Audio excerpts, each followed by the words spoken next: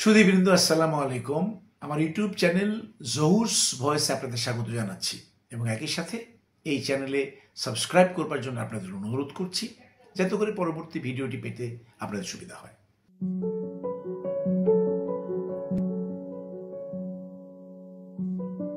আগামী জাতীয় সংসদ নির্বাচন, এটি এখন টক অব দি টাউন। আমি এই বিষয়টি নিয়ে আলোচনা করব। বিশেষত আগামী জাতীয় নির্বাচনে বিএনপি প্রার্থীর যোগ্যতার মানদণ্ড, এটি হবে আমার আলোচনার মূল প্রাতিপদ্য বিষয়। ভানু মুখোপাধ্যায়ের যারা স্যাটায়ার বা জোক শুনে থাকেন তারা হয়তো ভালো বুঝবেন। ভানু মুখোপাধ্যায়ের স্ত্রীর ছোট ভাই অর্থাৎ শ্যালক এসে একবার তাকে বলছে, দাদাবাবু আমি ঠিক করলাম আমি ইলেকশনে নামবো। তো ভানু বলছে, ইলেকশন কি কুয়া না ইদারা যে তুমি নামবা? এরপরে ভানু বলছে, ইলেকশনে নাইবা তুমি কি করবা? শ্যালক বলছে, কেন এমএলএ হব, বিধানসভায় যাব? তখন ভানুর উত্তর, বিধানসভায় তো দেশের আইন তৈরি হয়, তুমি শালা মুখ্য ওখানে কি করবা? আসলে গত স্বৈরাচার আমলে ফ্যাসিবাদী হাসিনা এমন এমন ব্যক্তিকে নির্বাচিত করে সংসদে নিয়ে গেছে এমপি হিসেবে, যারা দাঁড়িয়ে দু কথা বাংলাও বলতে পারে না, লিখে দিলে ঠিক মতো পড়তেও পারে না। এটাকে একটি হাস্যরসের জায়গা তৈরি করা হয়েছিল। যাই হোক, আগামী জাতীয় সংসদ নির্বাচন রমজানের পূর্বে অর্থাৎ ফেব্রুয়ারি 2026 সময়ে অনুষ্ঠিত হবে বলে আমরা জানতে পেরেছি। তো কদিন আগে অর্থাৎ গত 16 জুন 2025 তারিখ সোমবার দৈনিক যুগান্তর একটি শিরোনাম করেছে, ত্রয়োদশ সংসদ নির্বাচনে বিএনপির মানদণ্ড, 3 যোগ্যতায় নিশ্চিত হবে মনোনয়ন। সেখানে তারা তাদের প্রার্থী নির্বাচনের ক্ষেত্রে 3টি যোগ্যতার কথা সুনির্দিষ্টভাবে উল্লেখ করেছে। সেগুলো হলো, 1, গণতন্ত্র পুনরুদ্ধারের লড়াই সংগ্রামে সবচেয়ে ত্যাগ স্বীকার করেছেন এমন ব্যক্তি। 2, সততার পরীক্ষায় উত্তীর্ণ এবং এলাকার জনগণের কাছে একজন ভালো মানুষ হিসেবে পরিচিত।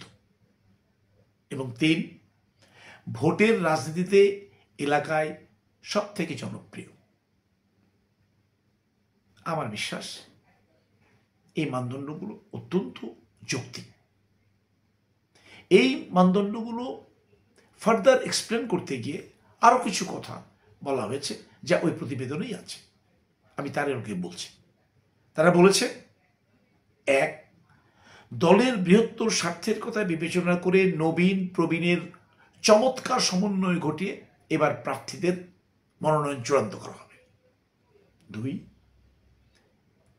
2018-র মতো একই আসনে একাধিক নয়, বরং এক আসনে একজন প্রার্থী থাকবে। দলের স্থায়ী কমিটির একজন সদস্য মেজর অবসরপ্রাপ্ত হাফিজ উদ্দিন আহমেদ বলেছেন, দলের প্রতি কার কতটুকু ত্যাগ আছে, নিঃস্বার্থভাবে দলকে সেবা করেছেন এবং দুর্দিনে যারা দলের সঙ্গে ছিলেন তারা অগ্রাধিকার পাবেন। অত্যন্ত ভালো কথা। তাহলে কারা নির্বাচন করবেন এই প্রার্থীদের? পার্লামেন্টারি বোর্ড অর্থাৎ স্থায়ী কমিটি, দলের স্থায়ী কমিটি হবে সেই পার্লামেন্টারি বোর্ড এবং তারাই সাক্ষাৎকার গ্রহণ করে প্রার্থীদের মনোনয়ন চূড়ান্ত করবেন। দলের একাধিক স্থায়ী কমিটির সদস্য আরো কিছু গুরুত্বপূর্ণ কথা উল্লেখ করেছেন। তারা বলেছেন, 1, এবার প্রার্থী মনোনয়নে অনেক চমক থাকতে পারে। কিছু আসনে এমন প্রার্থী দেয়া হবে যার কথা অন্যরা চিন্তাও করেনি বা ভাবেওনি। 2, অনেক সিনিয়র ও প্রভাবশালী নেতাও শেষ পর্যন্ত মনোনয়নের টিকিট পাবেন না। এবং 3, যার বিরুদ্ধে অপকর্মের সুনির্দিষ্ট অভিযোগ রয়েছে এবং মাঠে গ্রহণযোগ্যতা নেই এমন মানুষকে প্রার্থী হিসেবে নিয়োগ দেওয়া বা নির্বাচন করা হবে না।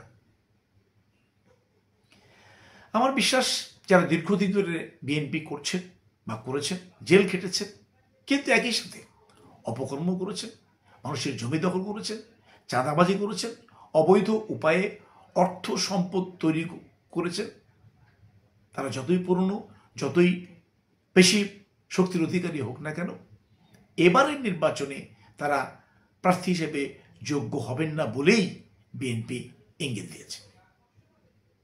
এবং সবশেষে তারা এও বলেছে দলের ভারপ্রাপ্ত চেয়ারম্যান জনাব তারেক রহমান সৎ, যোগ্য, ত্যাগী এবং সর্বোপরি জনগণের কাছে গ্রহণযোগ্য প্রার্থীকেই বেছে নেবেন। সুধীবৃন্দ, বিএনপি একটি সর্ববৃহৎ দল। দেশের জনগণের কাছে এবং দেশের কাছে তাদের অনেক গুরুদায়িত্ব রয়েছে। আমার বিশ্বাস এই মানদণ্ড বিবেচনা রেখে তারা যোগ্য প্রার্থীকে সিলেকশন করবেন, এটি আমাদের প্রত্যাশা। এবং একই সাথে অন্যান্য রাজনৈতিক দলও তাদের মানদণ্ড নির্ধারণ করে সেই অনুযায়ী প্রার্থী নির্বাচন করবেন। আগামী সংসদ নির্বাচন হবে একটি ঐতিহাসিক এবং যুগান্তকারী নির্বাচন। এখানে সত্যিকার অর্থেই যোগ্য, সৎ এবং ভালো মানুষরাই নির্বাচিত হয়ে সংসদে যাবেন, যারা দেশের জন্য, দেশের মানুষের স্বার্থে এবং সকলের কল্যাণে কাজ করে যাবেন বলে আমরা আশা করছি।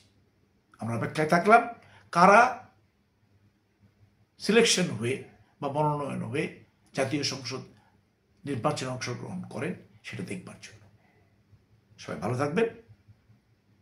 আল্লাহ হাফেজ।